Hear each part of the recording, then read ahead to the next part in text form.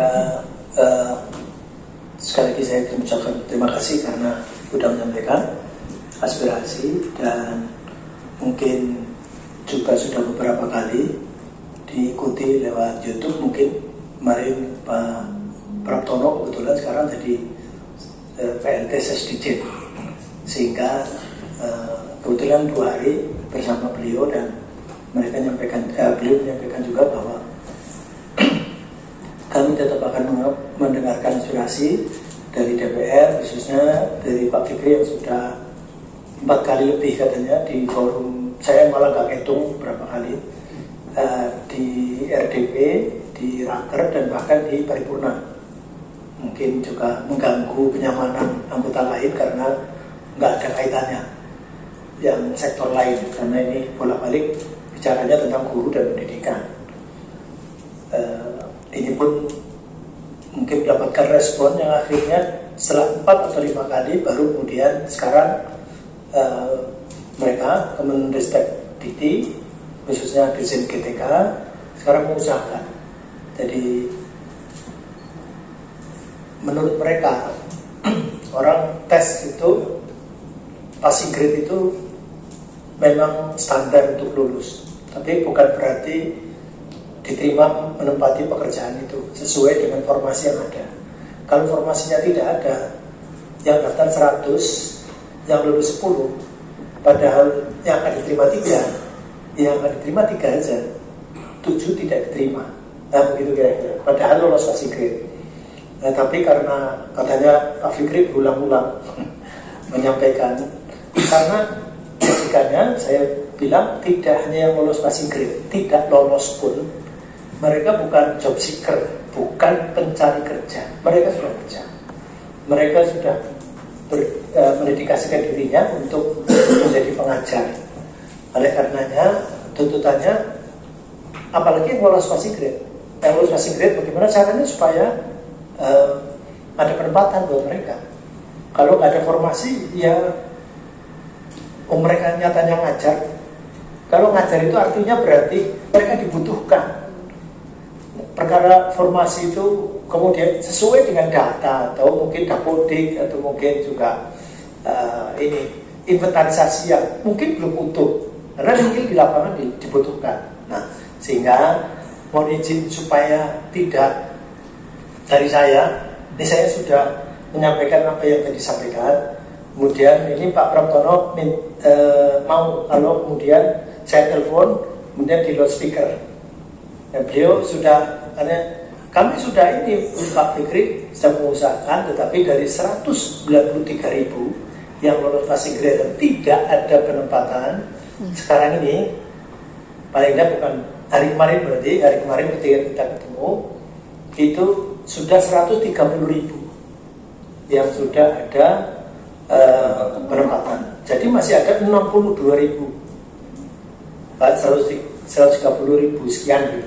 Jadi ada 62.000. Tetap saja saya bilang 62.000 itu juga harus diselesaikan, karena mereka sudah lolos passing grade. Bahkan selanjutnya saya minta yang tidak lolos passing grade pun harus dicarikan solusinya, karena mereka sudah ngajar, bukan berarti ini kan hanya status saja, mereka bukan P3K dan mungkin tidak lolos passing grade, tapi mereka ngajar masih sampai sekarang mereka ngajar. Nah, beberapa yang sudah saya tanyakan, ini satu yang di swasta diancam dipecat oleh yayasan, saya sampaikan. Yang kedua, P1 banyak yang belum diangkat, kapan mereka diprioritaskan, karena P1 kan biasanya prioritas 1. Kemudian yang ketiga, Pemda masih khawatir setelah tahun anggaran 2023 tidak akan ada lagi DAU untuk P3K. Iya. Dan mestinya tidak demikian, tapi nanti biar Pak Praptono yang jawab.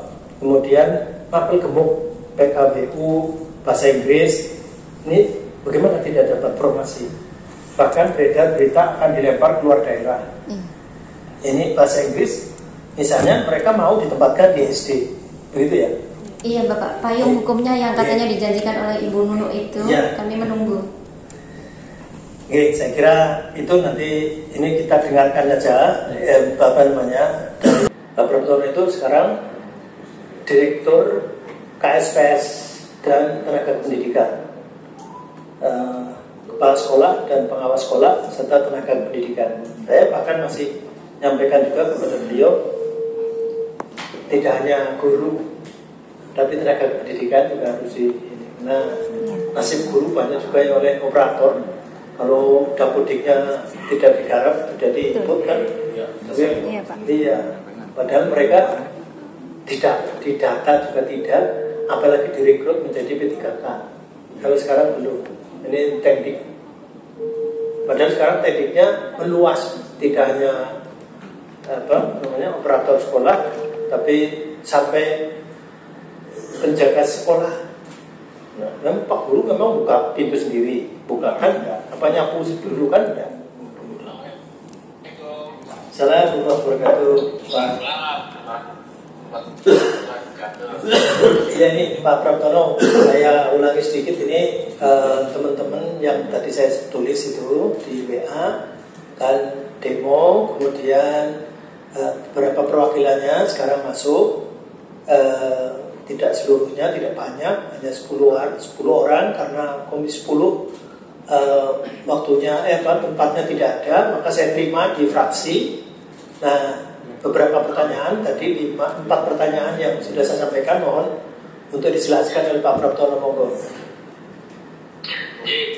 Yang pertama terkait dengan ancaman dari yayasan ya. Kalau ini akan ada isu pemecatan, saya kira nanti saya belum tergambar solusinya ya, tapi mungkin kementerian dalam hal ini Dirjen GTK bisa membuat semacam imbauan ya kepada yayasan untuk tidak melakukan pemecatan dulu gitu, karena kan kewenangannya itu kan ada di yayasannya, itu jangan sampai merugikan guru. Jadi berupa surat ya, berapa surat kepada penyelenggara pendidikan swasta ya, Pak Praptono? Saya kira itu. Saya akan sampaikan ke Bu Dirjen, mungkin merespon itu ya, agar tidak terjadi kegaduhan itu perlu diingatkan gitu mungkin. Karena kan kewenangannya yayasan kan, atau sebenarnya Pemda itu juga bisa dengan kekuasaan otonominya kan untuk membuat edaran gitu ke sekolah-sekolah yang ada di bawah kewenangannya. Hanya suratnya mestinya dari Kemendikbud supaya mungkin ke Pemda atau ke penyelenggara pendidikan swasta, gitu mungkin Pak Pram. Iya, Pak Fikri, nanti saya akan laporkan ke Bu Dirjen dan juga nih untuk segera direspon. Oke. Yang pertama, kemudian yang kedua. Yang kedua, P1 itu kan sesuai dengan yang disampaikan oleh Menteri juga, oleh Bu Dirjen di hadapan Komisi 10 kan, bahwa Pansarnas itu tetap memprioritaskan P1 ini agar mendapatkan penempatan di formasi rekrutmen ASN P3K tahun 2023. Nah, sekarang ini tim kami itu juga terus metani ya, bahasanya memastikan agar yang ada di P1 itu benar-benar diusulkan informasinya oleh Pemda gitu. Karena Pansarnas itu tidak bisa berbuat apa-apa kalau formasinya tidak diajukan oleh Pemda gitu. Tapi komitmennya bukan seperti yang disampaikan di hadapan Komisi 10 bahwa PSB itu prioritas untuk dituntaskan, yang jumlahnya 62.000 itu. Nah, yang ketiga ini ada kaitannya dengan yang formasi tadi. Kenapa mengajukan cuma sedikit?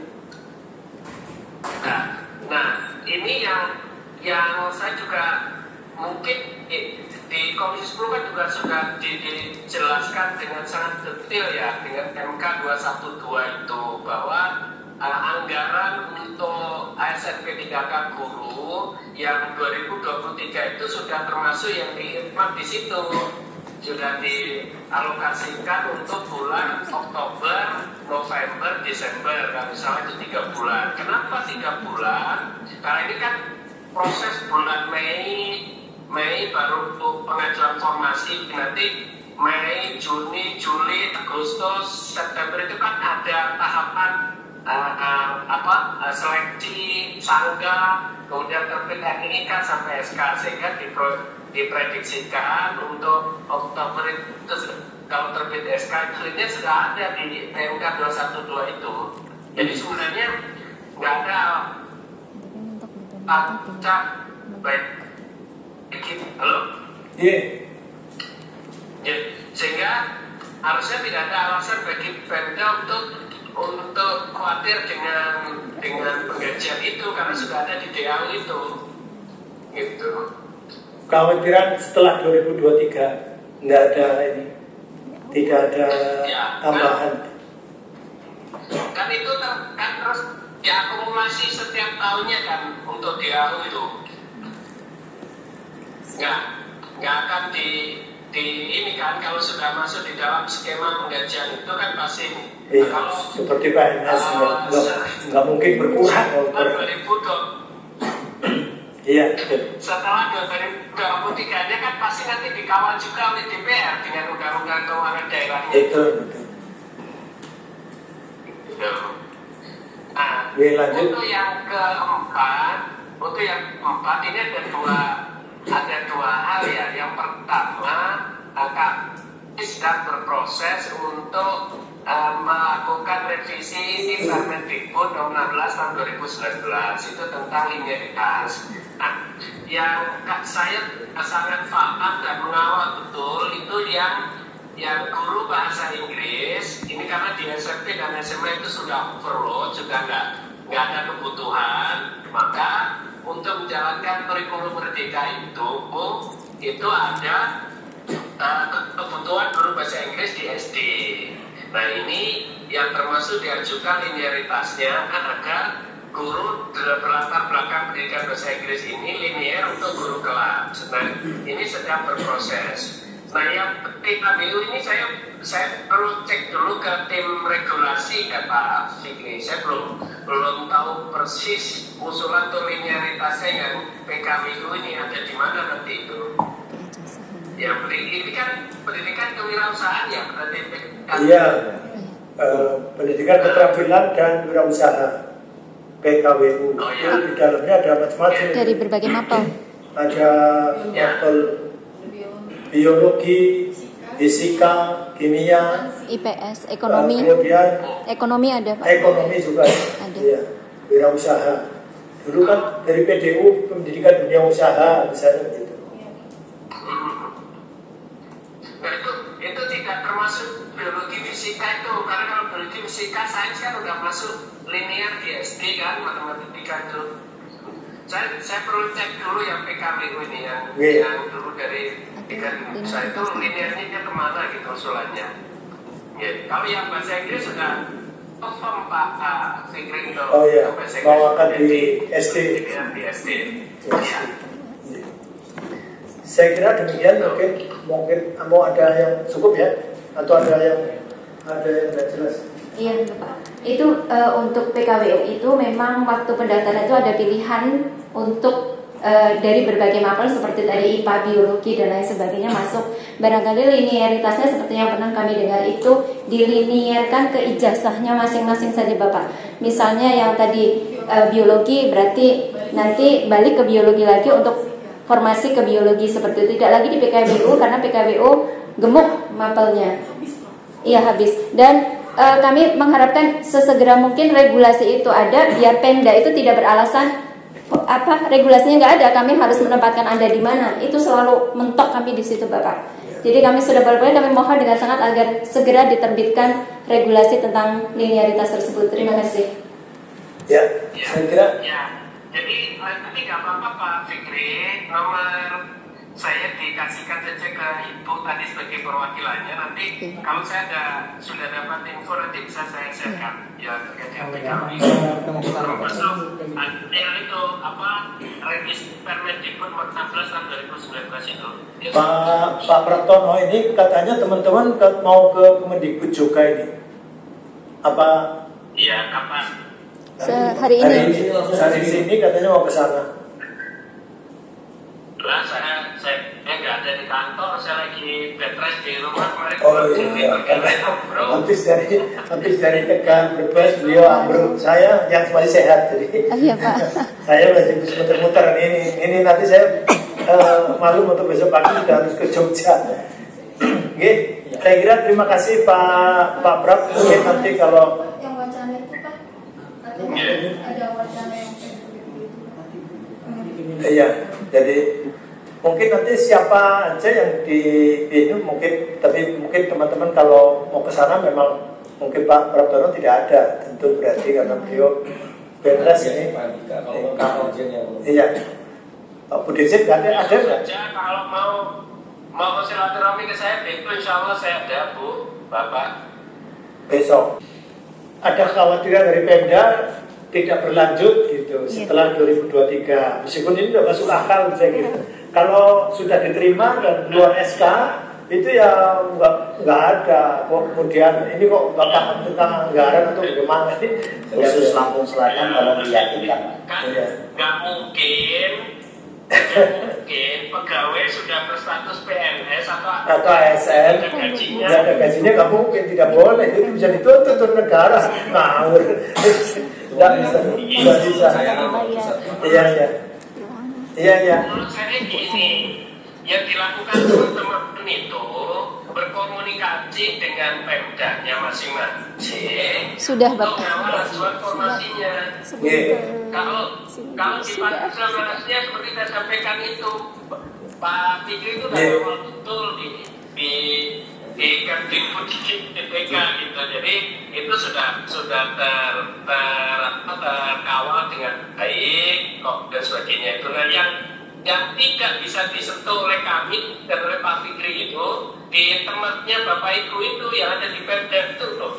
Itu yang harusnya dikawal di sananya. Oke. Ya sudah, terima kasih Pak Prof. Saya kira demikian. Saya juga ada mau terima ini delegasi Parlemen Uni Eropa. Ya, terima kasih Pak Prof.